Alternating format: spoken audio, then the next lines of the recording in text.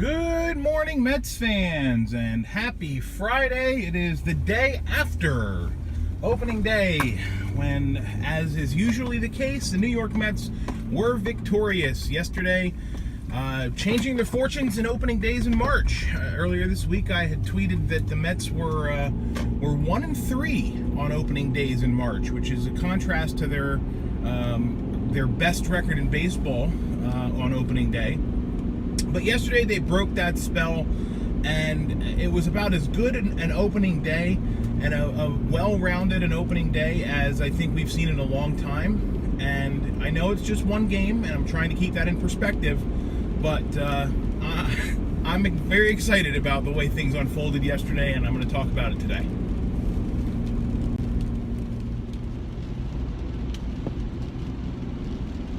So many things went well yesterday and went right yesterday for the Mets. I almost don't even know where to start, but I guess the most obvious place to start would be Noah Syndergaard.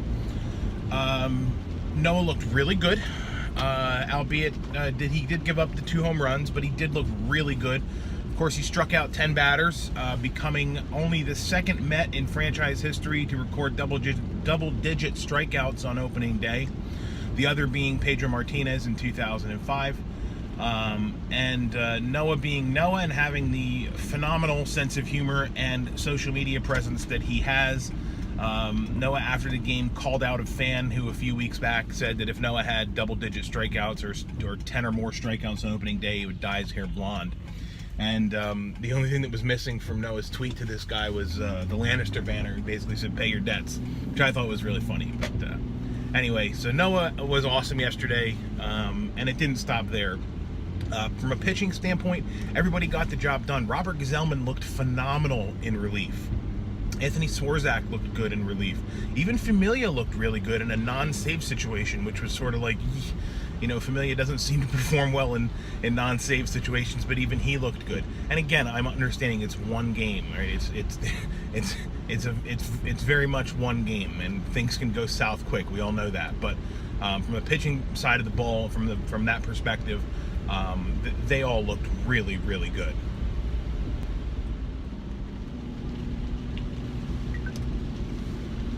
On the other side of the ball, being the offense, once again, everything went really, really, really, really right.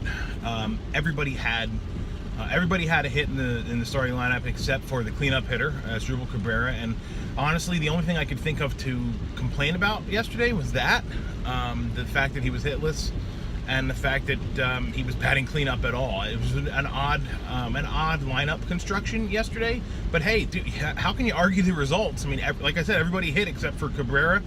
A lot of clutch hits yesterday.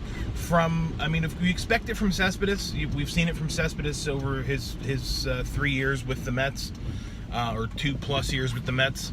But we've never seen it from a guy like Kevin Plawecki. We've never seen it from Ahmed Rosario. And both of those guys came up huge yesterday with clutch hits. Brandon Nimmo at the top of the lineup, getting on base at the near 400 clip that we're used to seeing him get on base for. The one solid out that he made was a bullet to left center field that was tracked down and caught. But positive signs there. I think at the end of the day, Juan Lagares is, and again, one game, I know, but I think at the end of the day, the writing is on the wall for Juan Lagares. If he's going to be a Met, he's going to be a late inning defensive replacement / maybe pinch hitter, and he's going to be in line behind Wilmer Flores for pinch hitting duties. So, Nimmo was great yesterday. As I said, Cespedes had a good day, and I think the most refreshing thing about the 9 runs the Mets scored yesterday was the fact that they did all of that without the benefit of a home run. The Cardinals needed home runs to score their runs. The Mets did not. The Mets played a lot of station-to-station baseball. They played a little bit of small ball. They didn't try to do too much with every pitch that was thrown. Again, whether that's just the one game example, whether they were being more reactive to Carlos Martinez's inability to control the strike zone and to walk the ballpark, I don't know, and we'll see as the season progresses, of course. But in a vacuum, yesterday was about as perfect as an opening day can go, with the exception of the 2 home runs that Syndergaard allowed.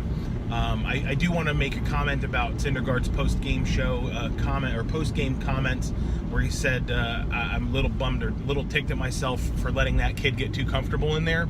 And he was referring to the first baseman, Jose Martinez, I think. I don't remember his full name, but I was texting with my buddies during the game, and I actually said, this kid needs to get Alcides Escobar. And I think Noah agrees. So I'll be curious to see what happens in their next exchange later in the season, when Noah has to face him again. See if he gives him a little chin music and brushes him back off the plate, like he did with Alcides Escobar in the World Series. The Mets do not play today, of course, as we know. They are off today, back tomorrow for an afternoon game, and then again for another afternoon game on Sunday. So the first series of the year will be in the books in just 2 days, and hopefully by then the Mets will be 3-0. Wishful thinking, perhaps, but that's what I'm going with. So finally, one last thought. I want to make mention of Rusty Staub and his passing before the game yesterday. I was emotional watching Keith Hernandez talk about Rusty, and I didn't realize how close both Keith and Ron, frankly, and those are the 2 that we heard from yesterday, but I imagine a lot of the other guys from that team would have said the same things about Rusty Staub, just what a phenomenal human being he was.